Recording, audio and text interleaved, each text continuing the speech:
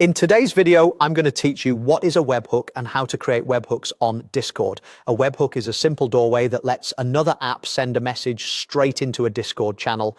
It uses a unique URL. When an external service posts to that address, the message appears instantly in your server. Webhooks are perfect for alerts from tools like code repositories, payment systems, or forms, and they're one way. Data flows into Discord without a bot logging in or any manual action from you. Start by opening Discord and going to the server where you want automated messages to appear. You'll need permission to manage webhooks on that server, so make sure your role allows it. If you manage multiple servers, double check the server icon and name so you're working in the right place.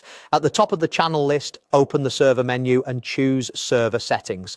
In the Settings sidebar, select Integrations. This is the central spot for bots, app connections, and, importantly, your webhooks. Click Create Webhook.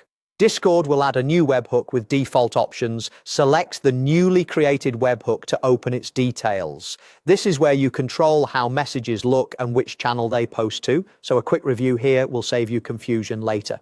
Give the webhook a clear descriptive name so members know the source, for example, build alerts or sales notifications. Then choose the channel from your server list where the webhook should post. You can adjust this later if needed, but picking a dedicated channel helps keep conversations tidy. If you want the messages to be instantly recognizable, upload a custom image to use as the webhook's avatar. A distinctive icon makes it easy for people to scan and understand what kind of update just landed. When you're done, click Copy Webhook URL. Treat this URL like a secret. Anyone with it can send messages to that channel. Store it securely, and if you think it's been exposed, delete or recreate the webhook to rotate the address. You can now paste this URL into the app or service that will send notifications to Discord. Most tools simply ask for the URL and an optional message template. If messages are too noisy, switch the webhooks channel here in Settings or adjust notifications in Discord to match your team's preferences.